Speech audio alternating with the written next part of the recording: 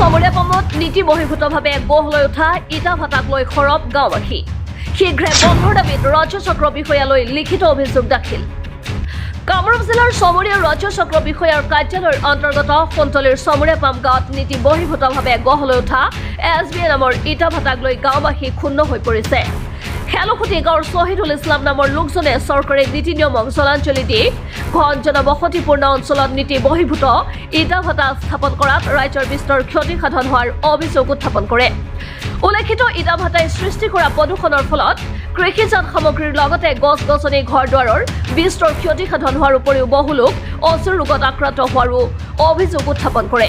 ইয়াৰ উপৰিও ইটা ভাটাত ব্যৱহৃত ডাম্পাৰ ট্ৰেক্টৰ জেচিবি আদিৰ দৌৰাত্মৰ ফলত বাট-পথৰ ব্যাপক ক্ষতি সাধন হোৱাৰ ফলত স্থানীয় ৰাইজে যাতায়াতৰ ক্ষেত্ৰত জমৰ যাতনা ভুগিবলগীয়া হোৱাৰ লগতে ছাত্ৰ-ছাত্ৰীসকলে বিদ্যালয়লৈ এক বিপদসংকুল পৰিৱেশত যাতায়াত অব্যাহত ৰাখিবলগীয়া হৈছে সমান্তৰালকৈ ইটা ভাটাখনৰ চাৰিওফালে থকা বিভিন্ন শিক্ষানুষ্ঠানতো ইয়াৰ প্ৰভাৱত ছাত্ৰ-ছাত্ৰীৰ শৈক্ষিক শাৰীৰিক মানসিক ক্ষতি হোৱাক লৈ উদ্বিগ্নতা প্ৰকাশ কৰে গাঁওবাসীয়ে ইটা ভাটা সন্দৰ্ভত অভিযোগ কৰিলে মিছা কেছ জাপি দি বিভিন্ন ধৰণৰ হাৰাশাস্তি কৰাৰো অভিযোগ আছে স্বত্বাধিকাৰী শ্বহীদুল ইছলামৰ বিৰুদ্ধে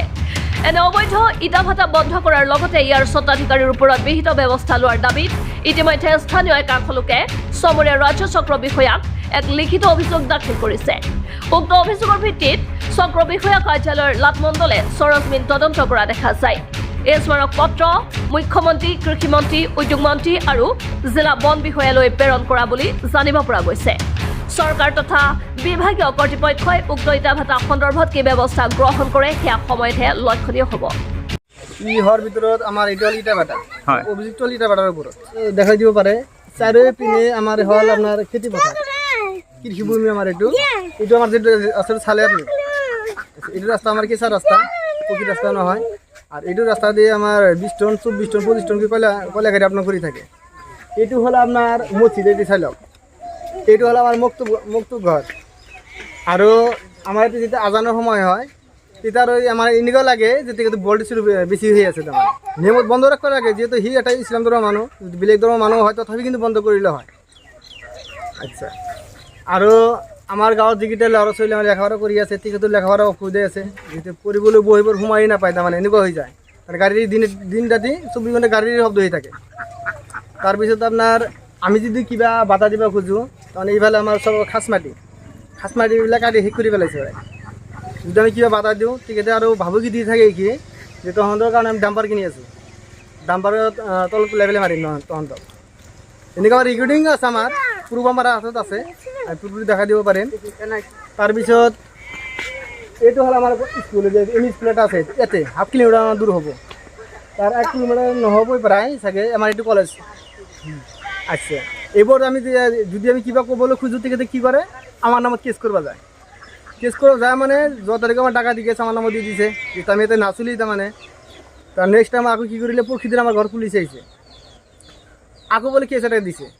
কি কাৰণে কেছ দি থাকে তাৰমানে সি পাগলা হৈছে না আমি পাগলা হৈছোঁ কাৰণ আমাৰ এইটো চৰকাৰ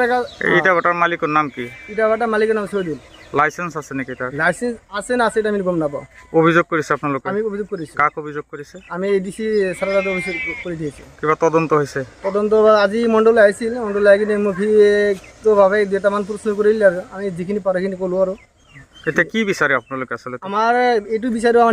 ন্যায়টো লাগে তাৰমানে কেনেকুৱা নাই আমাৰ এনেকুৱাই লাগে ওপৰৰ পৰা মানুহ আহে যাতে আমাৰ ডিচি বাইদেউ যাতে আহে যে আহি কিন্তু চাই জানা আমাৰ ইয়াতে ইটা ভাটা চলে তাহলে ৰাখি দিয়ক আমাৰ টেনশ্যন নাই আৰু যদি নচলে তাহলে আমাৰ ভাটা বন্ধ কৰি দিব লাগে আমি যেটো ইটা ভাটাটো আছে ইটা ভাটাটো মানে যিমানে কমপ্লেইন দি থাকে সিমানে মানে সি আৰু তেজি হিচাপত চলি আছে এতিয়া ল'ৰা ছোৱালীৰ মেট্ৰিক পৰীক্ষা হৈ গ'ল ইহঁতক যদি কৈ অলপ বন্ধ কৰাৰ কথা ক'লে আৰু নানান ভাবুকি দিয়ে এতিয়া আমাৰ গাঁৱৰ 6টা না 7টা মান নামত কেছ হৈ গৈছে কিয় কেছ আছে কিয় কেছ কৰে গম নাপাওঁ ইহঁতক যদি সুধোঁ যে ভাই কিহৰ কাৰণে কিহৰ কেছ হ'ল যে ভাই এনেকুৱা কৈছিলোঁ কাৰণে কেছ হৈ গ'ল এদিনাও পৰহিদিনা এটা কলেৰ গাড়ী আহিছিল কলেৰ গাড়ী আহি কিনে আমাৰ চাৰিআলিৰ 4টা 5টা ঘৰৰ তাৰ সব ছিঙি থৈ গৈছে গুচি গৈছে তাক কোৱাৰ পিছতো কয় মোৰ গাড়ী যায় 7টা বজাত ইহঁতৰ তাৰ চিৰিয়েল 6টা বজাত এনে কেনেকৈ মানি ল'ম আমি যেতিয়া কওঁ যে নহয় এইটোতো এনেকুৱা নহয় তাৰ গাড়ী যোৱাৰ পিছতহে তাৰ ছিঙিছে তো আমি এইটো মানি নলওঁ আমাৰ এইপিনে চাৰিআলি এইপিনে 3টা 4টা পিলপিলি আছে পিলপিলিৰ চাৰ্জাৰটো জ্বলাই দিছে লাইনৰ তাৰটো ছিঙি থৈ যায় ইহঁতক ক'লে মানে গুৰুত্ব নিদিয়ে কি ক'ব এতিয়া? এতিয়া মানে আমি এইটোৱে ক'ব বিচাৰোঁ যে যিটো আমাৰ চুমিৰা আমাৰ যিটো গাঁও আমাৰ যিটো আছে এইটো যাতে আমাৰ ন্যায় বিচাৰটো লাগে। কুন্তলীৰ পৰা আবুল হাছামৰ ৰিপৰ্ট, আছাম লোকেল নিউজ।